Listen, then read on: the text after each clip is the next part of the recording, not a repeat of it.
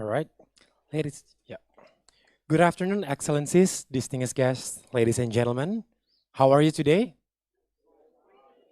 I hope you guys are in high spirits and ready for today's discussions. Welcome to Bengkel Diplomacy FPCI. My name is Ray, and I will be your master of ceremony for today's event. Today's event is brought to you by Foreign Policy Community of Indonesia. We are the largest foreign policy community in Indonesia and also in Southeast Asia, with over 100,000 people throughout our network and Indo-Pacific. We are delighted to have all of you here gathering with us in person. We have participants coming from various backgrounds, institutions, and communities, including the Ministry of Foreign Affairs of Indonesia and also the UN office in Jakarta. Welcome.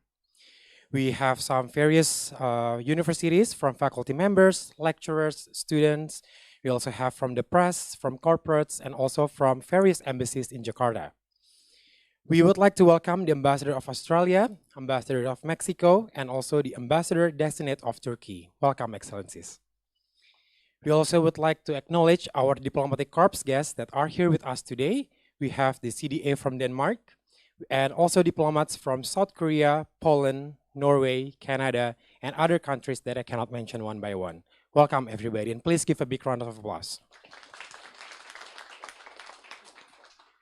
Today's event is held in a hybrid format, both in person as well as online on our YouTube channel. So let us also greet our participants who are tuning in online. We have over 200 registrants coming from over 19 countries all over the world. Welcome, ladies and gentlemen. And before we start, please take a look at the following FPCI profile video.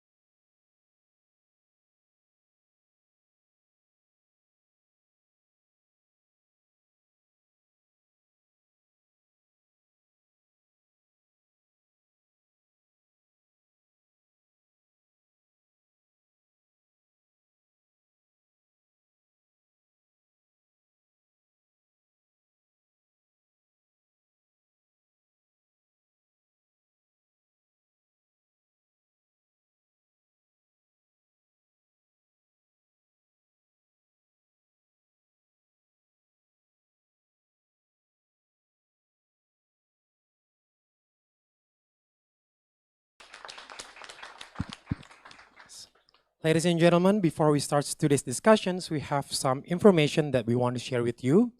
This Friday on 19th of May, FPCI Climate Unit will have a public discussion titled Developing Jet Peace Scorecard for Indonesia's Climate Ambitions. We have interesting panelists. We also have one from Jet Peace Secretariat. So please register as soon at the link above. Also still on climate issues, we also have one of our flagship events, the Indonesia Net Zero Summit 2023, It's Now or Never. It will take place on Saturday, on the 24th of June at Jakarta Theater XX1. Please register now on our website at fpciclimate.org. And last but not least, we also have a special guest coming next week, the Deputy Minister of Foreign Affairs of Poland.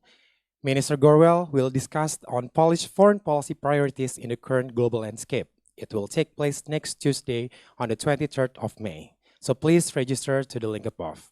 It will also be shared on our social media, so please stay tuned and keep updated on our social media. Ladies and gentlemen, middle power countries have started to play more prominent roles in global affairs due to their rising political weight, economic power, strategic ambitions, and also socio-cultural dynamism. And capturing the trend, Foreign Policy Community of Indonesia is proud to launch the Middle Power Studies Network. The FPCI MPSN was established as a network of scholars, think tanks, and also practitioners from middle power countries. In today's launching event, FPCI MPSN will convene the first public forum with our distinguished speakers and also will be moderated by the program coordinator of FPCI Middle Power Studies Network, Mr. Radityo Dharmaputra. So ladies and gentlemen, let us begin today's discussions.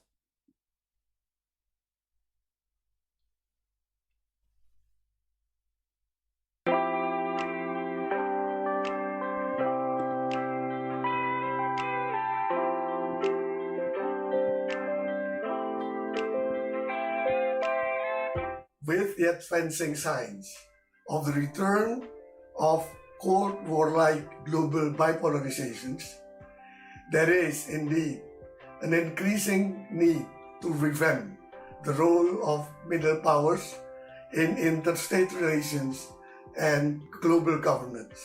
Because only with strong and active role of middle powers, a more genuine, fair, and effective multilateralism could be ensured. For us in Indonesia, a multipolar world with a dynamic role of middle power, individually or in concert, represents a conducive geopolitical ecosystem for our independent and active foreign policy. In the midst of recent geopolitical architecture, where multilateralism seems to be negated by major powers, middle power countries can play an important role as a bridge builder between developed and developing countries. Group of middle power countries such as MICTA and BRICS can offer concrete solutions to maintain multilateralism and the achievement of SDGs targets, which have become the responsibility of both developed and developing countries. They can share good practices and explore common policies to improve the digital economy sectors, and exploring collaboration and capacity building to address the negative impacts of digitalization, for example. Furthermore, they are instrumental in encouraging private sector involvement. Hence, FPCI initiative to launch Middle Power Study Network is very timely indeed. Despite the fact that the role of middle powers has become particularly notable in recent years, there has been a little agreement on what constitutes the features of middle powers within the field of international relations theory. This is one of the main reasons why we need continued research on middle power studies. The new initiative of the FPCI on Middle Power Studies Network therefore should be appreciated as it may contribute to the discourse and our understanding of the role of middle power in global governance. Nobody wants to return to a bipolar world where two countries dictate the fate of all nations around the world. Yet we are seeing small and medium countries aligning themselves either with China or the United States. Middle powers can step in and prevent this polarization their combined powers can create a multipolar world, which is where we really want to be. FPCI has been calling for Indonesia to adopt a middle power strategy since 2015, and I'm glad to see that in recent years the government has presented Indonesia as a middle power. I think what we need to do now is beyond the identification of Indonesia as a middle power, we need to develop a deeper understanding of how middle powers perform in international affairs. What are their unique assets that would enable them to play a distinctive role in international affairs, and how would they deal with major powers, and also how they would deal with fellow middle powers in advancing issues of common concern. So I think there's a lot that can be done in terms of deepening our understanding and analysis on the role of middle powers, and also building a greater body of knowledge on middle power strategy. Let's give a big round of applause. Thank you, MC. Good afternoon, Excellencies, ladies and gentlemen. My name is Radityo Dharmaputra. I am currently a lecturer at the Department of International Relations, Universitas Airlangga, but I'm also a program coordinator for the Middle Power Studies Network, initiated by FPCI. And today I will be your moderator. We have 4 distinguished speakers, and I know that all of you can't wait to listen to what they have to say. So I will invite all speakers to maybe move a bit here, to turn the chair.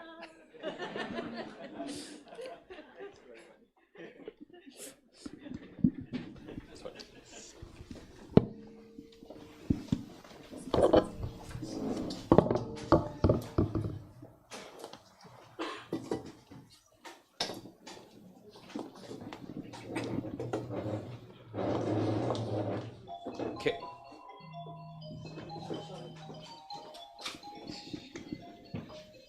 Okay, so we have, again, 4 distinguished speakers. I will introduce them from my right side. Her Excellency Ambassador Penny Williams, the Australian Ambassador to the Republic of Indonesia, and then the founder and chairman of FPCI, Dr. Dino Patijalal.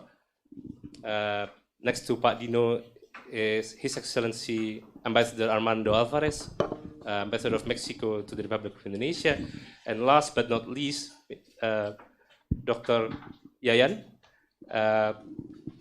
Dr. Yayan is the head of Ministry of Foreign Affairs Foreign Policy Strategy Agency.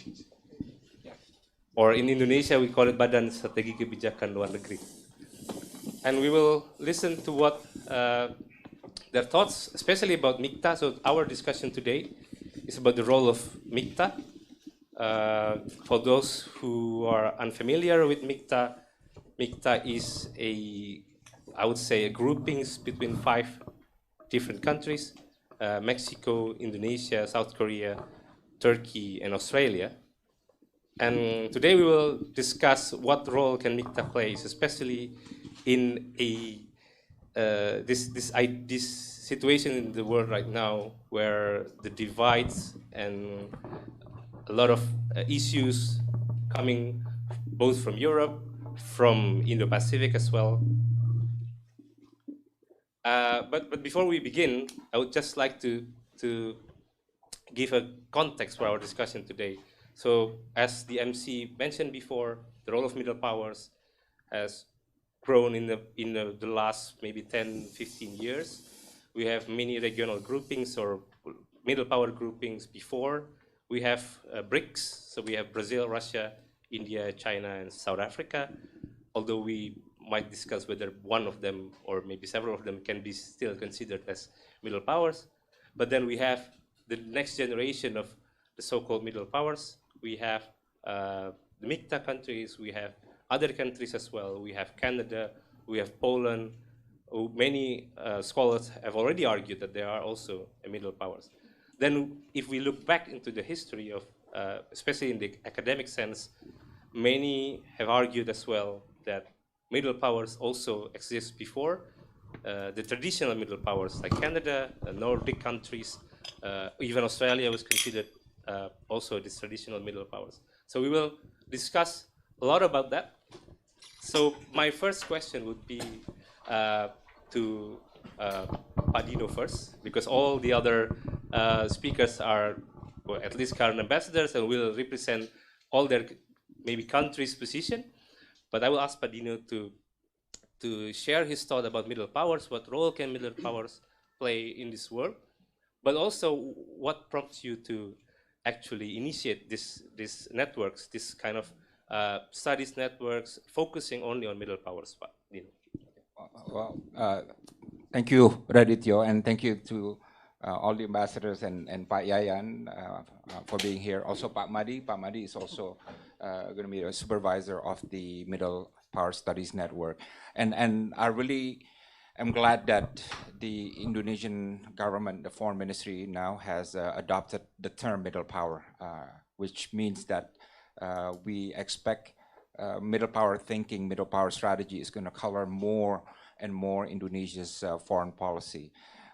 But if you ask me why that is important for Indonesian foreign policy, and I think for the others as well, identity is important in foreign policy, right? How you see yourself and how you present yourself to the outside world. Now, since we became independent, we had many identities, right? We promoted the Asia-Africa, Konferensi Asia-Africa. We were very proud of it because that changed the dynamics of world affairs, especially about third world collective diplomacy, right? And then we had non-alignment, and we identified ourselves with the non-aligned movement for so many years, right? Because we also thought that changed the dynamic of world affairs, right? But to be honest, if you think about Asia, Africa now, symbolically it's important, but it's not really a foreign policy platform for Indonesia. If you look at practical day-to-day affairs, right? Asia, Africa, that concept is not really a strong platform. And if you think about non-aligned movement, I challenge anybody. Does anyone know who the chairman of non-aligned movement now? Right? And Indonesian foreign policy hardly relies or go to the non-aligned movement for global issues, global or regional issues, right? So obviously the most real is now ASEAN, and then you have the G20 and others. But identifying yourself as a middle power gives you a more narrow choice of foreign policy behavior and activities, right? You know, there are not too many middle powers in the world. And for us to identify as a middle power and also identifying who are the fellow middle powers that we can connect with and create diplomatic space, that's something new, yeah? And if you ask me, so what's the big deal about middle power? I think for us, and I'm speaking for Indonesia, obviously, look, when we deal with the United States, there's always a complex because these are huge power, yeah? It's a huge power. And I know this because I handled American affairs for so many years when I was in the foreign ministry. When we deal with China, we have that same complex. We are beginning to have that same complex. Why? Because China is huge, right? Huge 1.4 billion people, right? Second largest economy in the world, blah, blah, blah, blah, blah, blah. Indonesians, I'll tell you a secret, will always have a certain degree of complex when we deal with major powers. Right, that's just the way it is. That's just part of our national psychology. Don't even ask me to explain that, right? That's just the way it is. But we don't have that with fellow middle powers. And I'm sorry, I don't have a complex with Australia, right?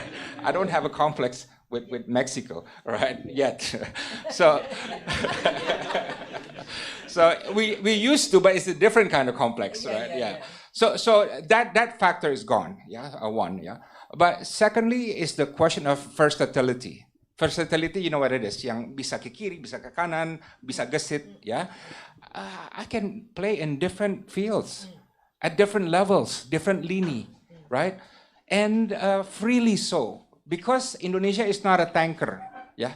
You know, if you have a tanker, you want to move, it's very heavy and so on, right? But if Indonesia as a middle power, we're not a speedboat, yeah, we're not like Singapore, right?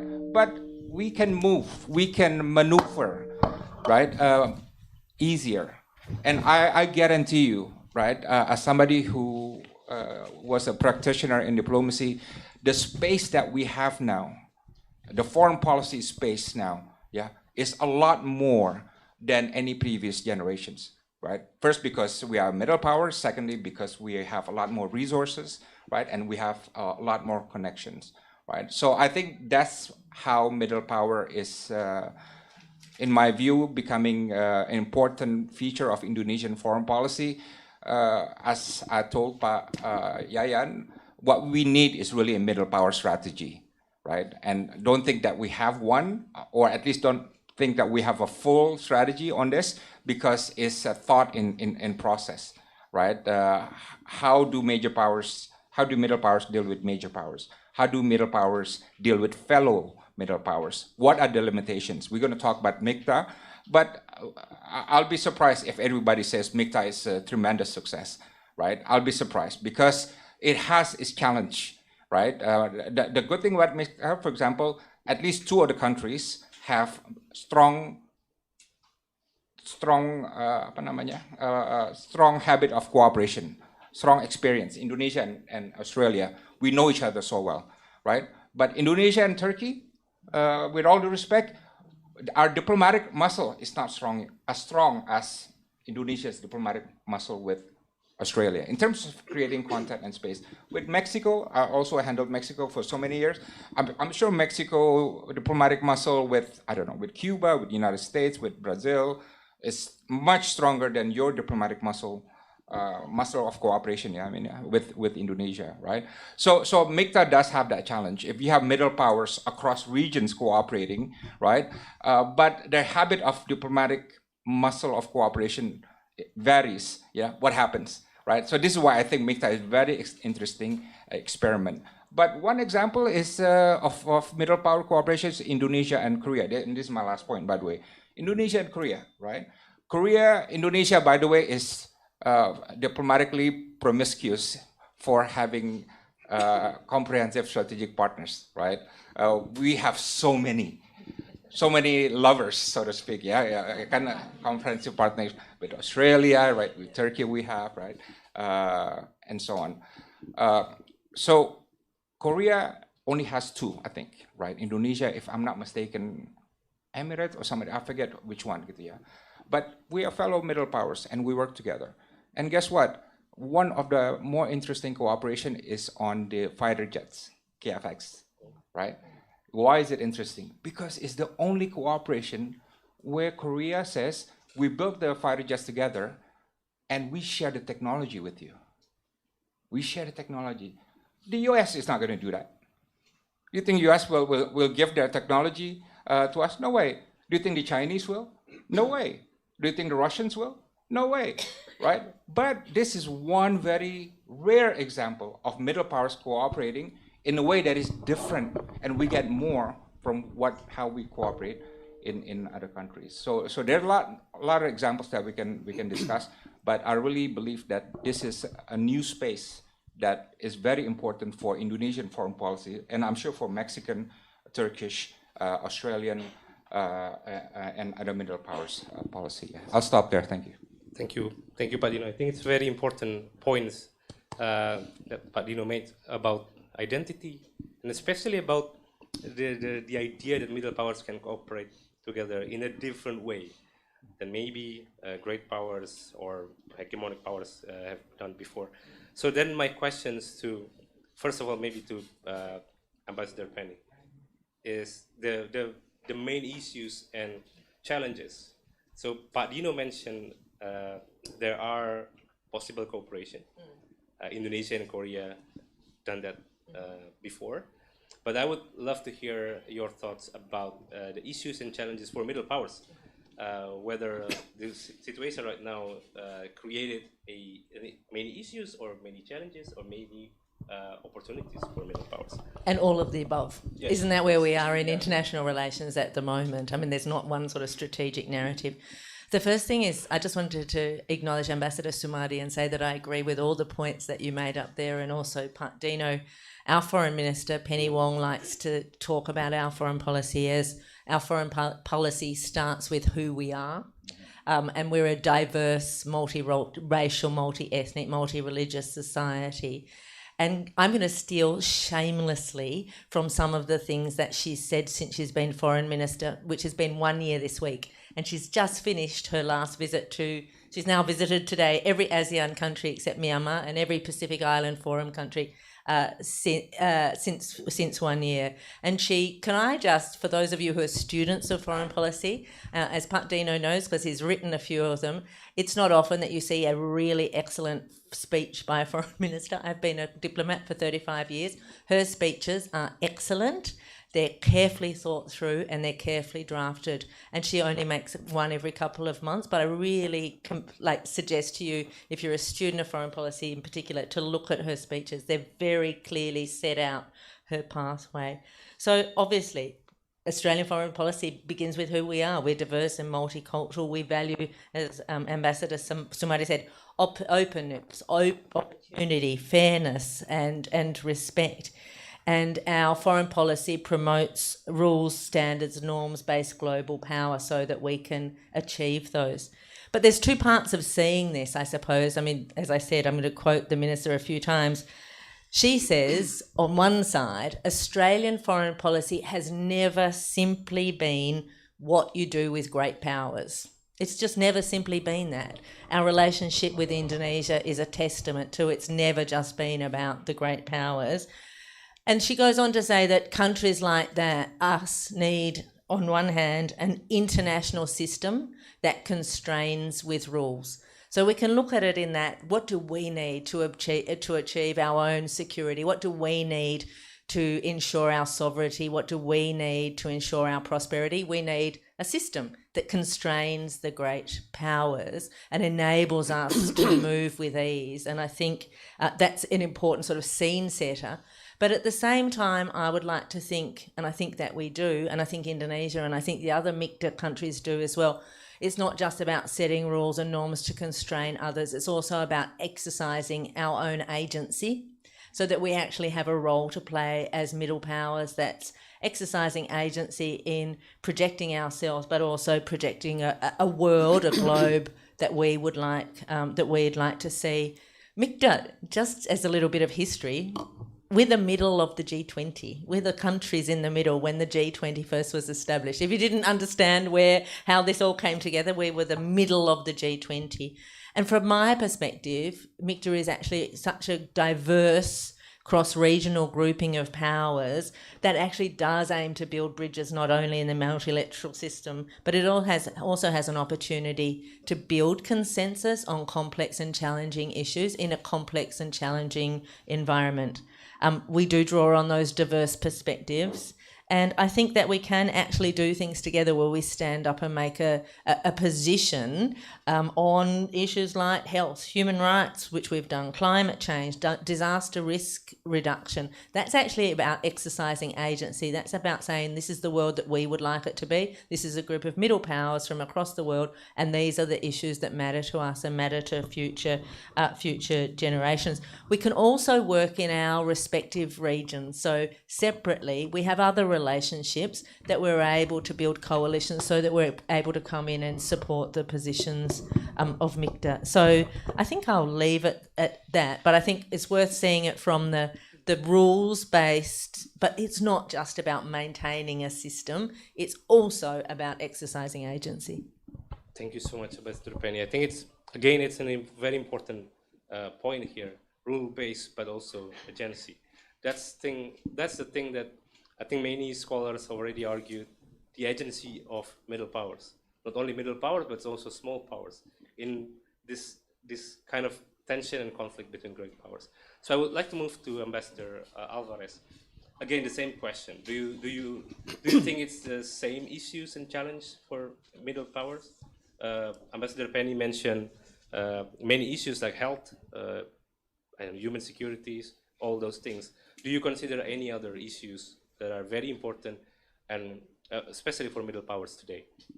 Thank you, Raditya. Thank you, Dinopati, for the kind invitation. Thanks to all of you for being here.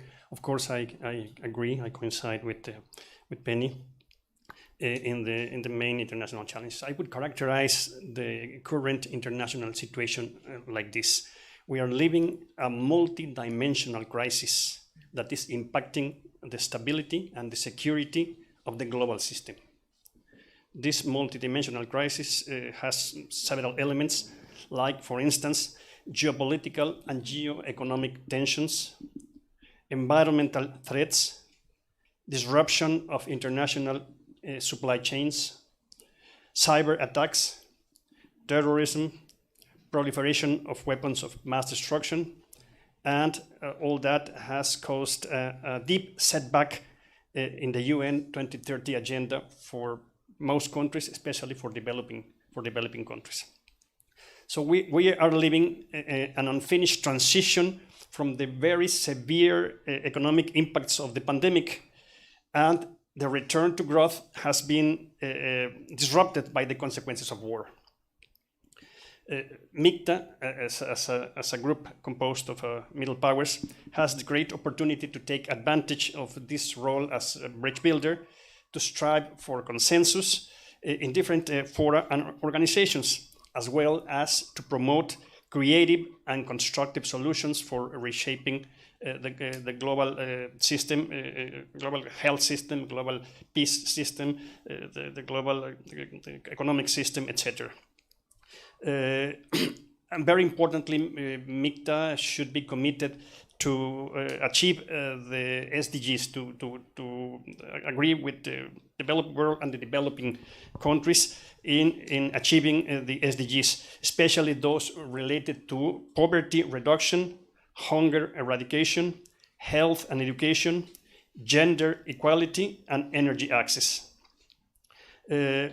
Mexico has also emphasized some important problems for us and for many countries, like the need to combat illegal trafficking, diversion, unauthorized re-export, and illicit trade in small arms and light weapons. Those weapons have increased violence and are a growing threat to the international security. The damage they cause every day to civilian population is alarming, and their links they have with the terrorism and organized crime, it's very clear. Another important problem that we should address is the fight against international supply chains of illicit drugs, including, of course, synthetic drugs as fentanyl. For that, we need a framework of international cooperation to combat production, trafficking, and illicit profits. Mexico believes also that MICTA countries, as constructive middle powers, can exert a positive influence in both the proliferation of small arms and the illicit drug trade.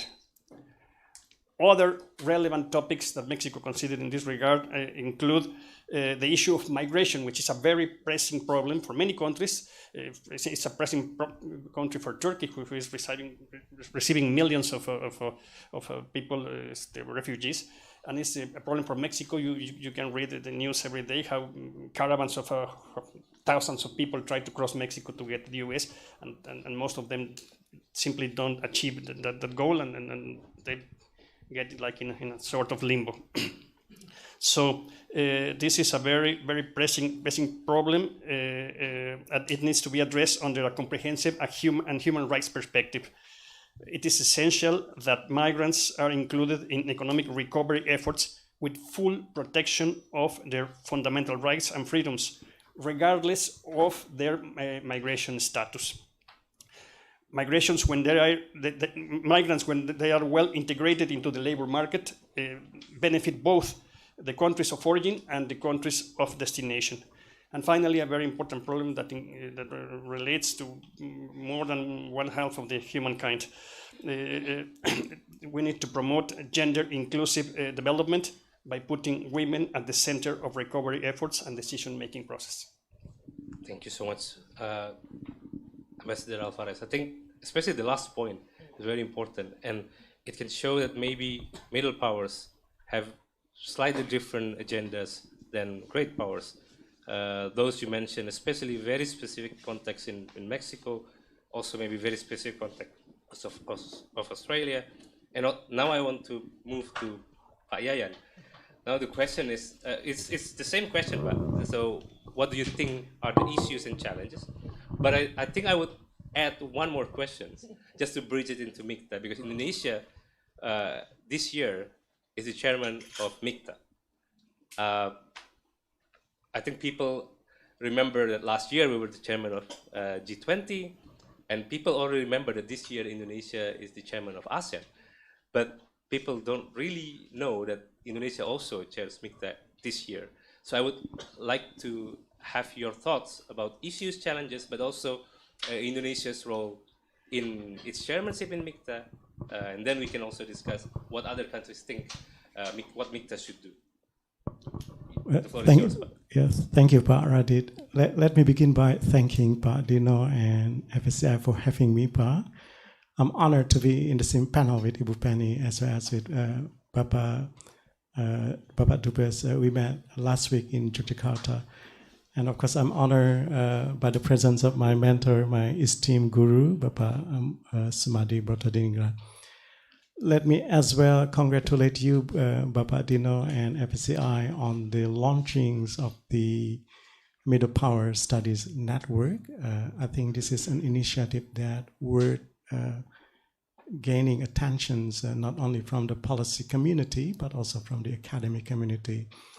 But you know, quite right that building the body of knowledge on middle powers is extremely important, considering the changing landscapes of international relations, the configurations of power. This is something that we have been doing as well, Bapak, at the Ministry of Foreign Affairs, especially with the agency. At the ministry, we have two operational arms. One, the Directorate General for Multilateral Cooperations that caters the negotiation arm, and we have as well the Analysis and Strategy Development arms, that is our office, the Agency for Foreign Policy Strategy. But bearing in mind that we are having a lot of students here and academia, let me also bring to the attentions of this forum some of the studies on the middle power activisms in the context of international politics. Let me make reference to the work of Lowy Institute, Ibu, if I may, based in Sydney. What do we understand as middle power, and what do we understand as power? If I may refer to this study, power is the ability of a state to shape and to respond to the external environment. It is the capability of a state to direct or influence the behavior of the states or non-state actors and the directions of international events. And power can be measured by two clusters of determinants, influence-based determinants of power that include defense networks, military economic influence, diplomatic influence, and cultural influence, as well as with the second cluster, that is the resource-based determinants of power, which include the economic capacity, as well as the resilience, the future resources, and as the military capability. Using these two clusters of indicators or determinants, we can scale from from 0 to 100, which countries fall into the category of great power or major power, and which country fall into the categories of middle power. And based on the recent power index published by Lowy Institute, and of course Indonesia, Australia, Mexico are parts of the middle powers, and the ranking between 30 to 40, and with, of course, with the huge economic capability, defense networks, as well as diplomatic influence, and this is something that we can capitalize on as a start for further study in the middle powers area or subject area. Last week, Bapak Dino, we met in Yogyakarta in the framework of MICTA. We had a forum, what we call as a policy planning consultation, bringing together the strategy agencies as well as the policy planners from MICTA countries, and each of the agency served as a hub for linkages with think tanks and with the epistemic community in respective countries of MICTA members. And the intentions of our consultation was to create a MICTA epistemic community of strategy and policy planners. And it seems, Bapak, that there is a common understanding that the world is increasingly complex, confronted with volatility, ambiguity, and uncertainty, and highly fragmented, and marked by the increasing tension as well as rivalry and competition among great powers. But again, that the world, which is so complex, cannot be left just to a handful of countries. The world should belong to all countries. Of course, countries in the south, countries in the north, countries everywhere, and countries categorized under the frameworks of what we call as what we understand as the middle power. And here, the middle power as a grouping of countries that Ibu Penny mentions have the ability to exercise agency and as well to shape and respond in a collective way to the international environment. So this is why a middle power is extremely important. It has agility, it has nimbleness, it has the capacity to maneuver like a jet fighter, not a tanker, as Dino mentions. It has the ability to maneuver a bit among so many reefs, not only 2 reefs, but now we have a lot of reefs of challenges in the present context. And of course, Indonesia is honored to assume the chairmanships of MICTA this year, and Indonesia also assumed the responsibility as a chair of ASEAN. As Ibu Retno said in her foreign policy speech at the beginning of the year, that Indonesia would leverage the bridging role of MICTA, the role to bridge between developed and developing countries, as well as in promoting global governance and in complementing the efforts of regionalism. And this is the intentions, this is the objective of the Indonesia's chairmanship, while focusing on 3 areas of cooperations, strengthening multilateralism and promoting inclusive recovery, as well as digital transformation. In addition to this role, I envisage that Indonesia also, as envisioned by the visions of MICTA, has the opportunity to play a role as the catalyst or as a facilitators in advancing initiatives in the implementations of the global governance reform, and of course as the role of the agenda setter and assume a constructive role on the global landscape. But most of all, it is as well important for MICTA within 10 years, and we commemorate this year as the 10 anniversaries of MICTA. As Pak Dino mentions, that now we have a lot of policy spaces. While we are having a lot of challenges, but also we have a lot of opportunities to footprints, to leave prints, to leave legacy. And of course, we would like to see that MICTA in the 10 years of its existence as a new model of cross-regional cooperations and value-added partnership and serve as a bridgehead for fostering various forms of cooperation.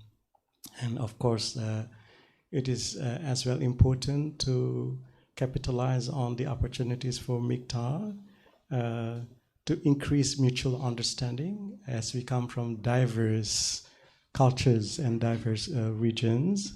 But at the same time as well, we are sharing commonalities in terms of we are democracies. We are committed to international law and principle enshrined within the UN Charter. We are also aspiring for the creations of more equitable and inclusive international order.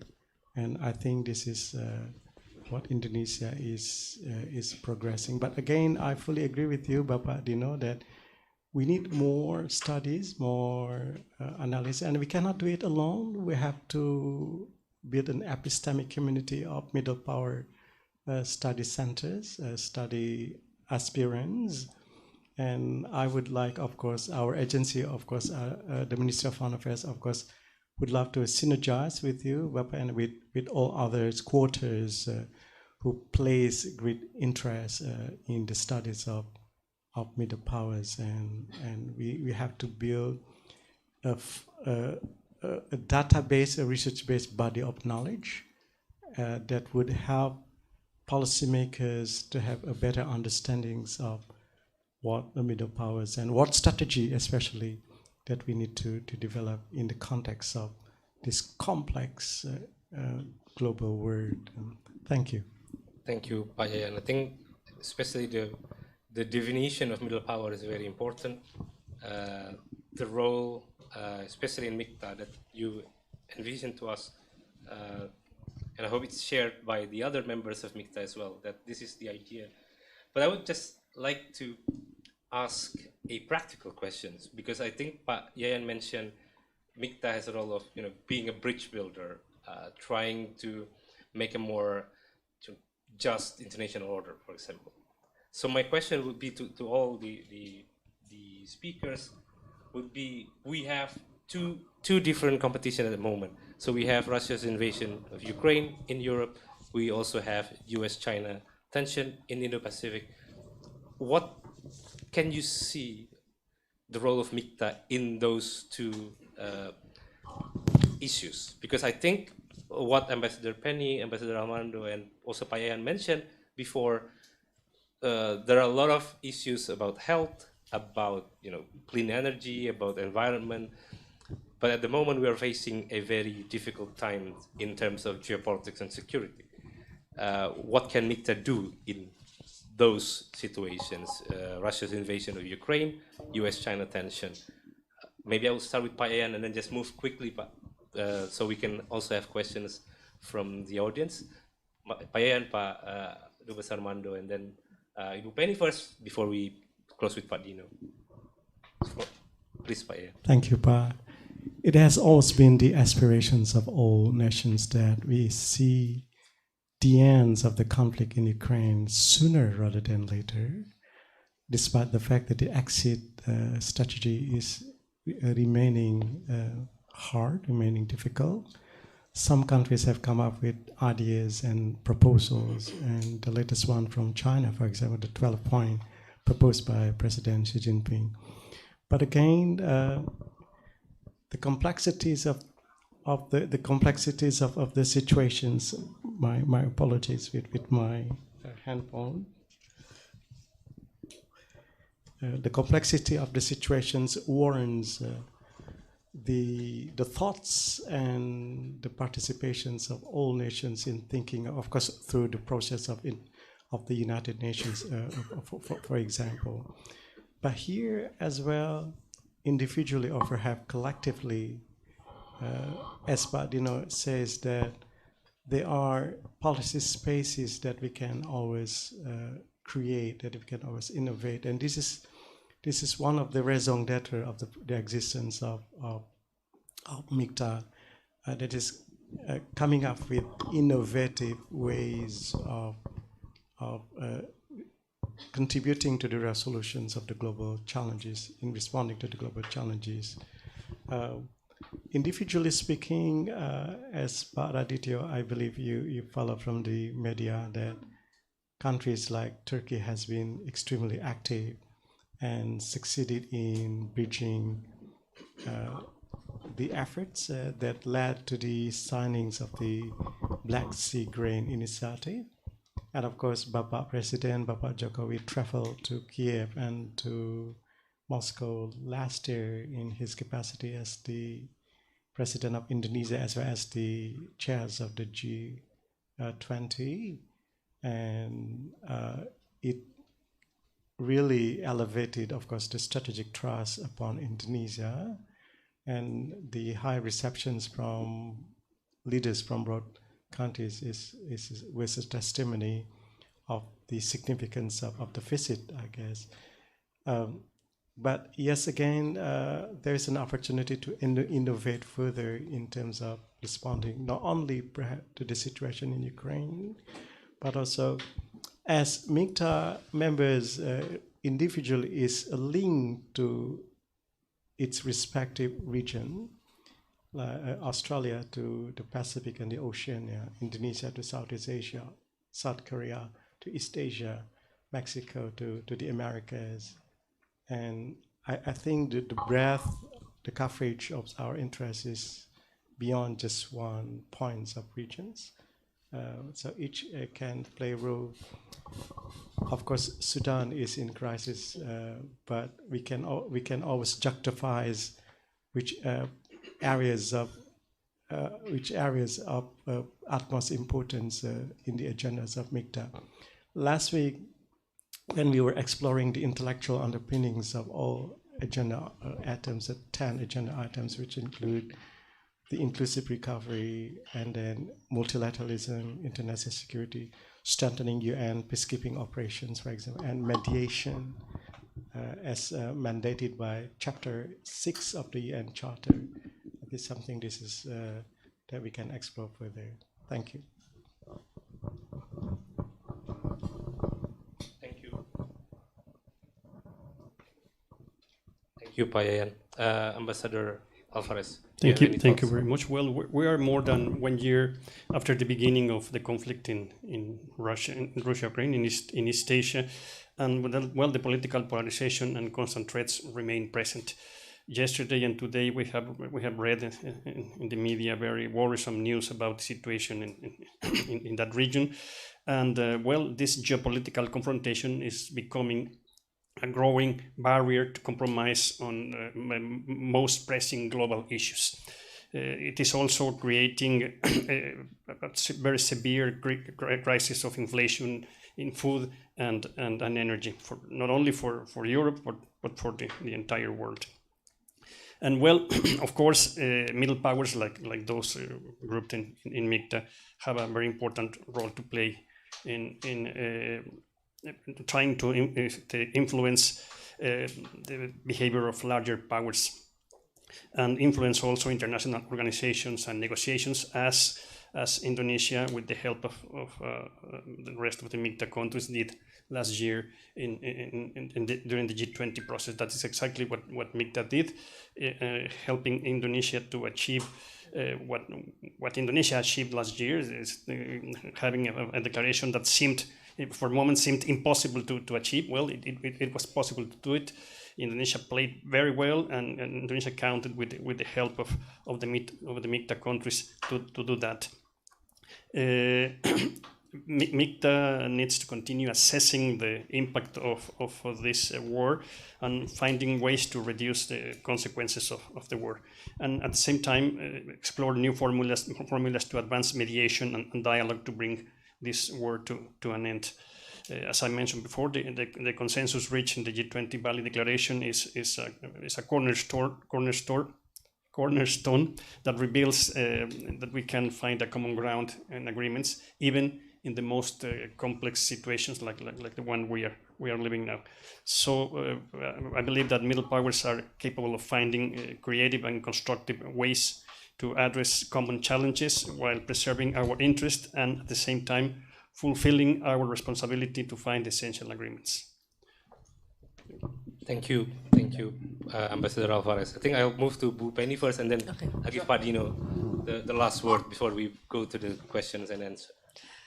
So I think that what I would say is that the invasion of Ukraine is a lesson to us all, that without the adherence to rules and norms, we can exist in a world where countries can dominate others just by sheer power and size. And I think for middle powers and also for the world, that's not a world that we want, where size and power is what counts. So it's incumbent upon us all to really drive for upholding rules and norms that have underpinned all our growth and stability. I think that MICTA and then multilateralism more generally gives room to middle powers to really, it gives space to kind of have those conversations, and that we're also, as Ambassador Alvarez said, to actually influence others.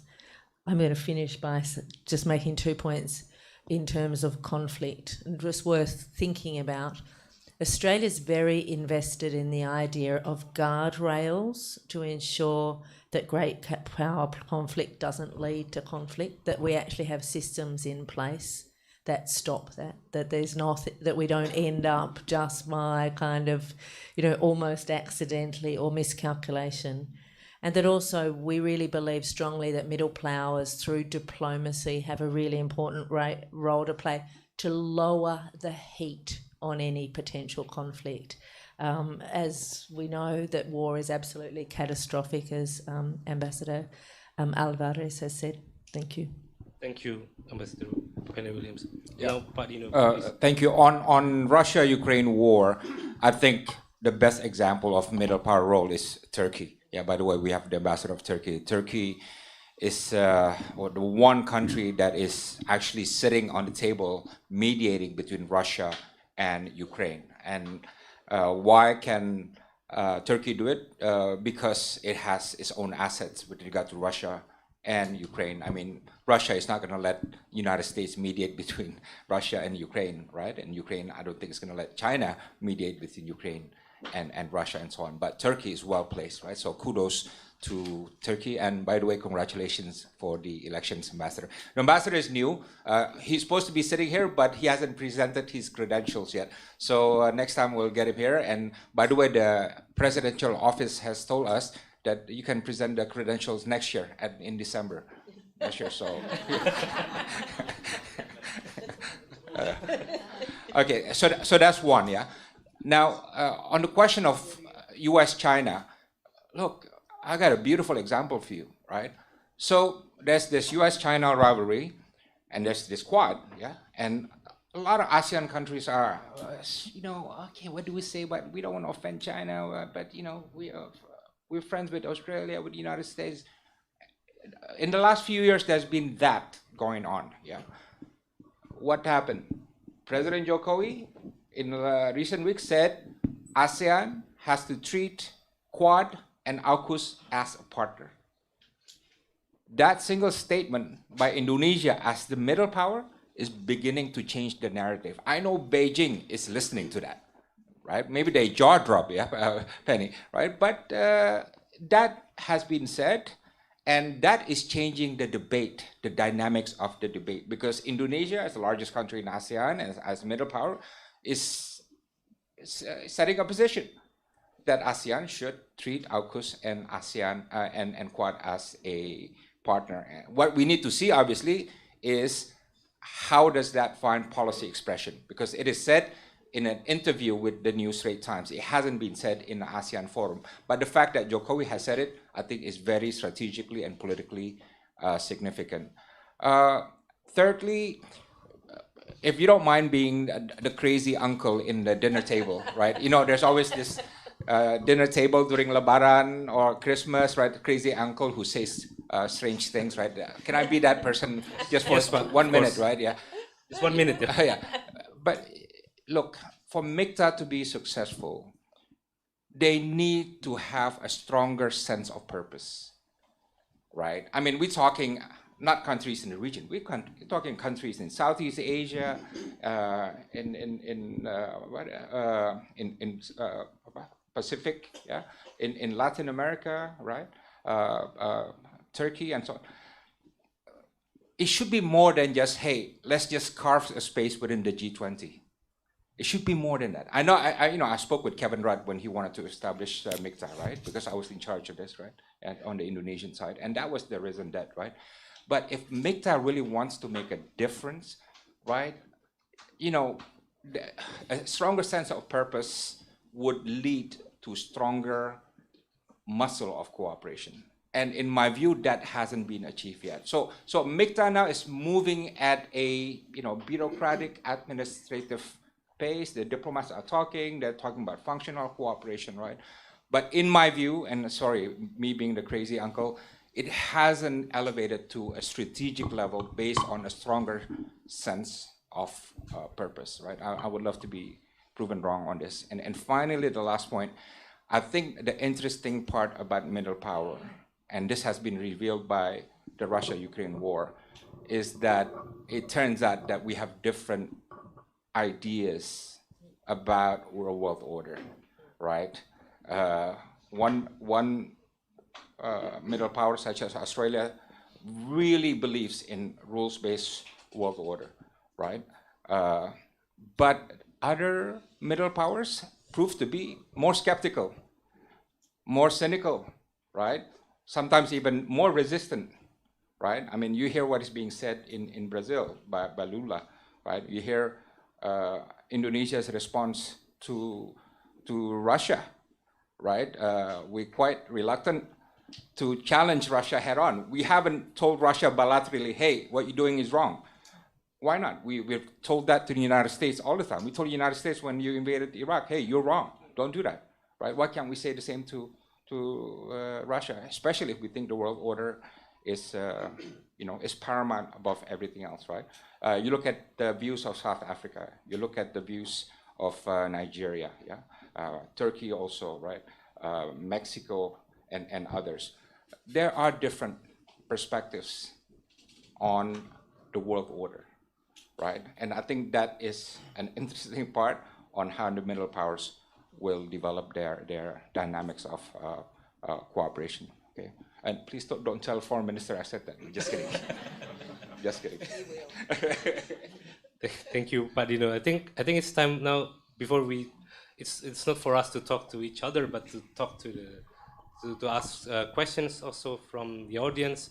So if the audience has any questions, let me just take two. Okay, one and then two.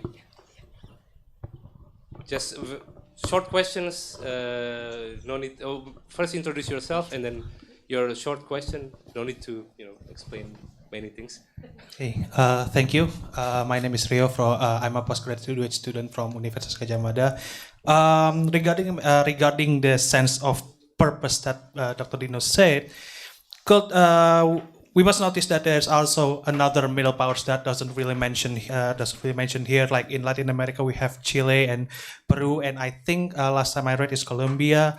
And then I think I'm sorry if that doesn't recognize any faces, but we are kind of missing the Africas here, like Nigeria, Ethiopia, and etc. Now, could MICTA, to serve that stronger sense of purpose, become or position themselves as the middle among the middles, as the core of those semi-peripheries that the world system theory itself, so that we are the MICTA is just not only like what you said, it's just an informal grouping of a slice in the G20. Thank you.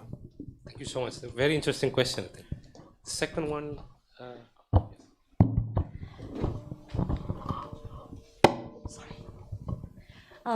Should I stand up? Okay, hi, good afternoon, everyone. My name is Ishana from President University. I actually have a question for Ambassador Alvarez. And I'm really sorry because my question actually is not really related to the topic, but I'm really interested in knowing this. So for Ambassador Alvarez, I actually have a question. So for about 15 years, so circa 1988 to 2003, telenovelas, especially those from Mexico, like Marimar, reigned supreme in Indonesia. And Thalia even came here back in 1996. But in the past 15 years at least, it's all about K-pop and other parts of Hallyu like K-dramas. Yeah. And my question is, now that everyone in the world, especially the young people, has access to the internet, does Mexico have any agenda to try the Indonesian market again with its cultural products? Thank you very much. Okay, a little bit unrelated, but I think it's fine. Just one more question from YouTube. I think it's very important question as well. And actually, we have the ambassador of Turkey here, so the question is actually about Turkey, about the other members of MICTA as well. So the question from, let me just mention the name, Anirudh Kulkarni. So the question is, all MICTA apart from Turkey are non-aligned. But Turkey is a NATO member. How does it actually affect the interests of the group? Because you have one members who is aligned to the US in terms of security alliance. Although I think Australia will say something about it, of course. Yes, so maybe we can, who wants to start first? I think we can start from telenovela. That would be from the one who is, a little bit easier, and then. Well, of course, I would like to see more Mexican soap operas here, but we can share the space also with Koreans and with Turkish, because currently there are several Turkish soap operas succeeding in Indonesia, and also Korean soap operas, and I'm sure also a lot of Australian shows are being presented in the television. Anyway, Mexican pop culture is a very attractive culture. Mexico was the first country in the world whose gastronomy was declared a World Heritage, included in the UNESCO's World Heritage list. Mexico is in the 7th place in the world for the number of sites included in the UNESCO's World Heritage list. Only 2 Asian countries, China and India, and 4 European countries, Spain, Italy, France, and Germany, have more sites than Mexico included in this list. This means that Mexico has a very rich culture, and this rich culture is used for showcasing our richness to more than the 50 million people that visit Mexico every year. Regarding MICTA, in this regard, I wanted to speak a little bit about MICTA's diversity. But we're short on time, so maybe just keep it short. There are some people, some scholars that believe that the conflict of civilization is a fatality. I don't think so, and MICTA is the proof of it. MICTA, like Indonesia, like Pancasila, is made of diversity, of great diversity. There are 5 countries from different regions: Latin America, Eastern Europe, Northeast Asia, Southeast Asia, and Oceania. Different political systems. Different creeds, Christianity in different modalities, Islam, Buddhism, etc. And despite a great diversity in development degree of the countries, and despite that huge diversity, MICTA is a very strong group and has a very solid foundation, because we share many things, because we see the world in a similar manner. We seek similar solutions to the main global problems. So the strength of MICTA comes precisely from this diversity. It's not only 5 countries who speak the same language and live together. It's 5 countries who live in different regions of the world and speak different languages and have different creeds. And despite that fact, have a very strong connection because we envision similar solutions to the main world problems, and of course those solutions are always at all times peaceful solutions based in cooperation and multilateralism. So maybe just one short question. one, no, maybe not one word, but I think because the situation about Turkey is also, you can say something about it. And I agree with what Ambassador Alvarez says about the diversity is what actually is the value. And in that, as an example, we're a US ally, but we also exercise our own agency, and we have different views, and we also exercise sovereignty. We're also a member of the Pacific Island Forum, so thank you very much for mentioning the Pacific. So that gives a reach out for our other MICTA colleagues into a region that they may not otherwise be kind of deeply invested in. So I think that the geographic or the different approaches is actually our strength. And so we're not just a slice, but I also agree with Dino that probably in the future we might want to look at how we can kind of strengthen and give greater purpose to the way that we take things forward. And I'd like to congratulate Indonesia on its chairing this year that really has done that. Thank you. Thank you, Ambassador Penny. Yayan, do you have something to add? Thank you. Let me respond to each question very briefly on telenovela. The index developed by Lowy Institute contains one influence element that is cultural influence.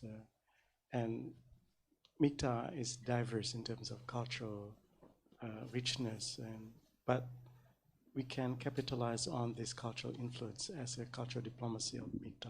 Pak Yayan mungkin bisa lebih. Yes. So we can capitalize on this cultural influence, cultural assets, diversely possessed by MICTA countries as assets for cultural diplomacy. And on questions from Mr. Anurit on non-alignment, this is something that we are developing the concepts of what we call as the multi-alignment in non-alignment. Indonesia is a non-aligned country, but Indonesia as well multi-aligned in different ways, multi-aligned with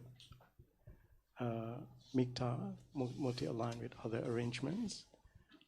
And as Ibu Penny says as well, that like Australia, yes, it is traditional allies of United States, but it has its own sovereignty and exercising independently the agency, and I think it applies to all members of MICTA.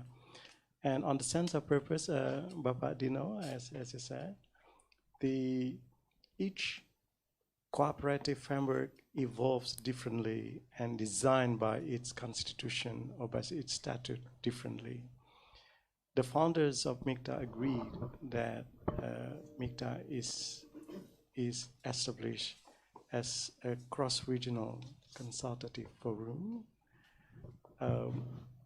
Perhaps something that in the networks of middle power study in the context of MICTA, this is something quite an interesting subject to see in what directions that MICTA will go ahead in the future in terms of institutionalization or in terms of agency that would be as a vehicle on the depth of intentions, on the depth of the strategy of the organization, and the depth of commitments of the organization.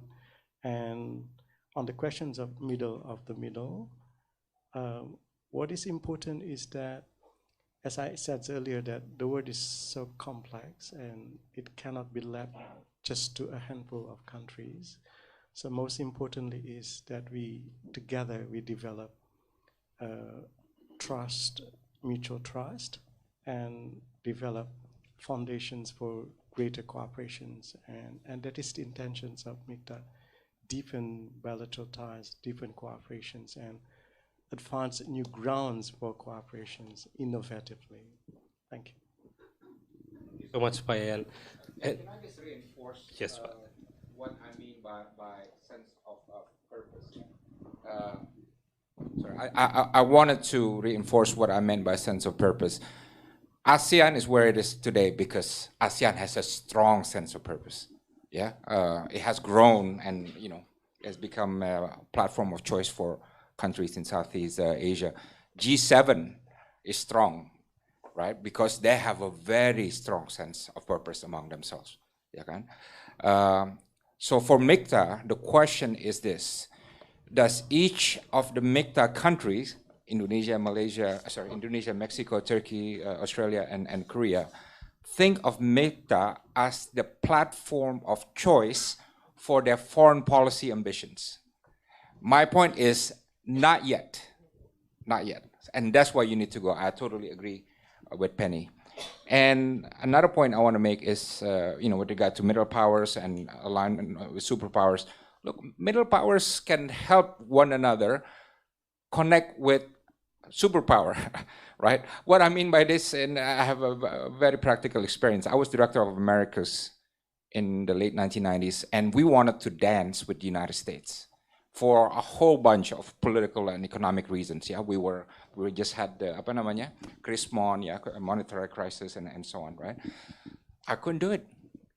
I was just at director level. How do we get the United States to pay attention to Indonesia at the time? Washington really had other things to worry about. And you know what changed? There's a guy, Prime Minister of Australia, John Howard, had a meeting with President George Bush. It was a bilateral meeting between them. And Prime Minister George Howard whispered to President Bush, pulled him aside, saying, hey, there's one country up north of Australia. Only 3 things you need to know about it, George, right? What is it? First, that country has the largest Muslim population in the world. That country is the 3rd largest democracy after the United States, and that country is the largest country in Southeast Asia, right?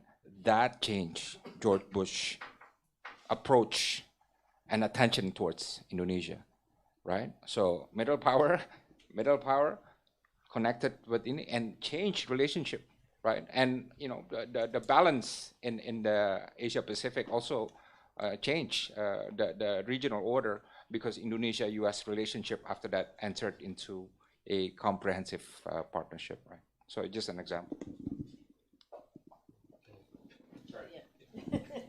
Thank you so much, Padino. And I think this will be the end of our discussion, but I know that there are a lot of questions still.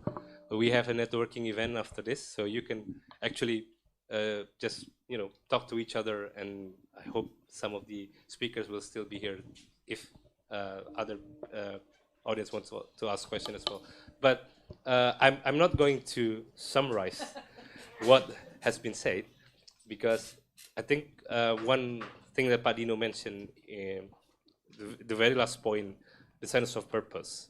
Also, Pak Yayan mentioned that as well.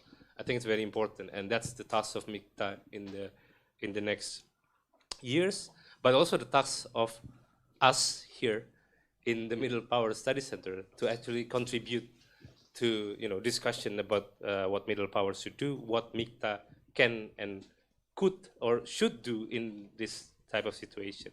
And with that, I would like to thank all the speakers for actually attending and giving their thoughts in this topic, the role of middle powers in a divided world, and what can MICTA do. Now I will give the floor back to Pak Dino for the launching of our new network, new initiative. And Pak Dino will say just maybe some short speech, and then we'll have a speech, but obviously you're going to explain about yes. Yeah, right.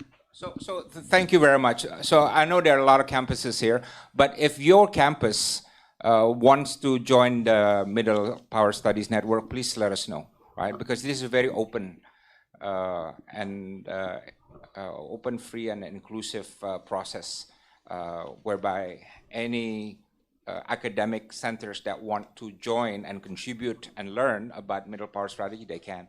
Right?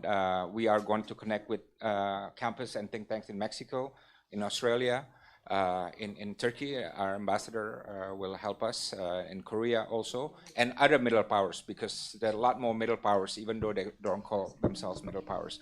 So we look forward to more events and activities and products of this network.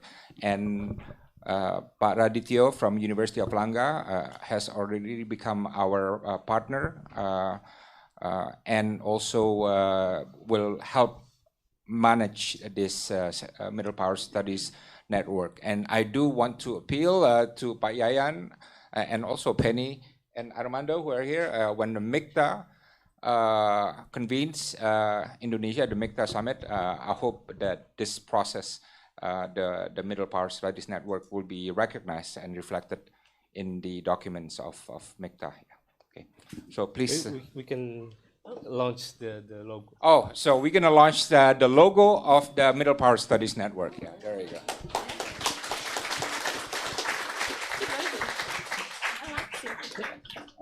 Are you going to explain it, or should Oh, I? you're going to explain it. Okay. So the idea behind this logo is to have. You can see the middle is empty. So basically, we thought that the idea is middle powers or small powers usually are neglected in this discussion about international relations. International relations, especially in the academic circle, is always about great powers. We always discuss Russia, China, the US, but all the other countries are kind of neglected. That's the initial situation. And then you can see that the dots are getting bolder. It's the idea of an emerging middle powers. So we discuss a lot of countries from the 70s, 80s. We have traditional middle powers back then. In the 90s and 2000, we have an emerging middle powers. At that time, it was Brazil, Russia, India, China, South Africa. Now they are called the counter-hegemonic middle powers. Well, we can discuss about it as well. But then you can see the external dots. So the outer part of the logo is bold, very clear blue. The idea is to have a middle powers who knows their role in the global order, contribute actively to the discussion and to the discourse in the global order again, to solve issues, give solutions, discuss about what really matters. And you can see that it is the idea of a multipolar world with many actors. So not only the great powers, but also, middle powers, small powers as well, who are, if you look at the GDP rank, it will get even bigger. I think one of the audience mentioned countries like Colombia, Chile. We also have Poland. Again, the idea of Poland, also some European countries as well. Belgium as part of this kind of middle power outside of the EU. You can actually see that's the idea behind the logo. Simple, hopefully, and hopefully has enough meaning. And so I will also explain what we in Middle Power Studies Network will do. So we have forums, workshops. We have planned one every month, online forums and in-person workshop. And at the end of this calendar year, well, we started in April, so we'll end in May. The next, hopefully between those months, April or May 2024, we will have a conference on middle power. Hopefully here in Jakarta. Let's see. We also developed this middle power database. So tracking and tracing policies, documents, strategies from middle powers. So we define middle powers, again, divided into traditional middle powers, newly emerging middle powers, as well as the counter-hegemonic one. That's the idea of a database. So we will hopefully publish like a graphic every month regarding this database. Article publication. Also, we discussed with Pak Dino and a representative from Universitas Erlangga several months ago that we are going to offer hopefully in the next year, a middle power fellowship. So it's like inviting scholars from abroad to join us here for several, weeks or months and develop this knowledge about middle powers. And that will be discussed even further. And also joint research. So that's the idea. It's not only to have a article for policy briefs or trying to give suggestion to Pak Yayan, for example, for the Ministry of Foreign Affairs, not only Indonesia but other middle powers, but also doing a deeper research on academic research on middle powers. And for the next few months, we already have ideas, some ideas. This is just a topic. So one of the issues that we discussed before with Pak Dino is Indonesian foreign policy, of course. And the discussion is between bebas aktif and middle power. There are some differences in concept. How can we be independent and active while at the same time being a middle power? Can we actually do that? Whether that concept actually contradict each other or actually supplement each other. That's the workshop. And then we are not only going to talk about high politics, geopolitics, security, but we also talk about sustainable development. That has been FPCI one main goals. So we'll talk about sustainable development and also environment. What can middle powers do to deal with that? And one other thing is, the initial topic is 2 years of Russia's war in Ukraine. Hopefully it's not going to be 2 years. Hopefully it will end soon, as Payan mentioned. But we always think, what can actually middle powers do? Turkey has been an excellent example in that, but we are asking whether other middle powers can do more to mediate, to trying to reach out to both parties and so on. So we will have that discussion as well, and also many more. This is just 3 of the next 12. So hopefully you will join us in all those events. And with that, I'll return the floor back to the MC. Thank you so much. Okay, everyone, please give a big round of applause to all of our panelists and also our moderator. And now we would like to begin with the gift exchange from FPCI to the speakers. Yeah. So for our FPCI team, please help.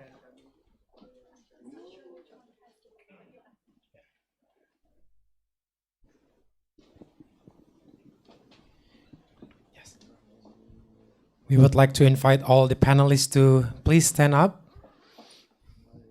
So Penny, my dream, my goal in life is to one day see you walk around in the mall and carrying this bag. See, I think the last thing you gave me was a tracksuit. I think, yeah. Oh, fantastic. Thank you so much. This is an exclusive bag designed by Dr. Dino Patijala.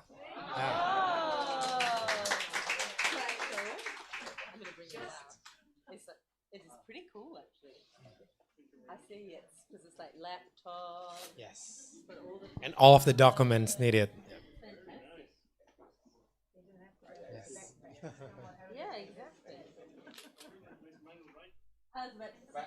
Actually, I want to just explain a little bit about this bag, but please keep this a secret. So when I designed this bag, this is based on experience that if I have any money in the bag, I go home, the next day is gone because my wife takes all the money in the bag, right? Right. So what happens is here, I designed a secret pocket, right? So if you open it, there's nothing, but there's a secret pocket inside that nobody can see, and I put money in there. So now I'm back to being a rich person again because my wife doesn't take my money away. Yeah. So thank you. Yeah. I'm sure Bu Rosa is tuning in, Pak. Yeah. We all know she's the one with all the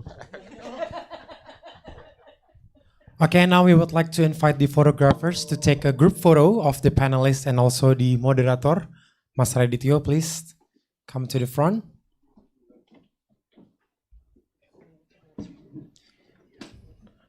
Yeah. Okay, one. Yeah. Ambassador Turkey, please. Also, yes. Anybody from Korea here? Yeah, please come. Smita. She has done all the activities. Pak Madi, Pak Madi.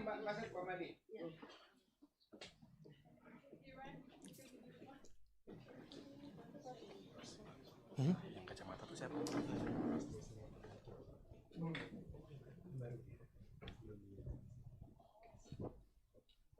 Okay, 1, 2, 3. Please give your best smiles. Yes. And perhaps one more with freestyles. Yeah. Okay, 1, 2, and 3.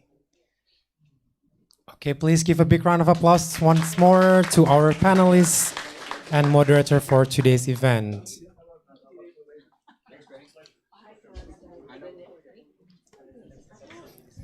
Okay, ladies and gentlemen, and with that, we have come to the end of our public discussions today and also the launching of the Middle Power Studies Network. The event will be live streamed on our YouTube channel, so it can be rewatched again for later. And also tune into our future FPCS public discussions and stay updated on our FPCS social media at FPC Indo. Thank you and have a nice day.